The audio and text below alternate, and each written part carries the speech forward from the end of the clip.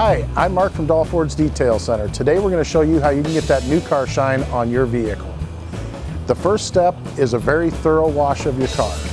From there we proceed to take detailing clay and we clay bar the entire finish of your vehicle. That removes all imperfections and smooths it out so we can continue on from there with the next steps.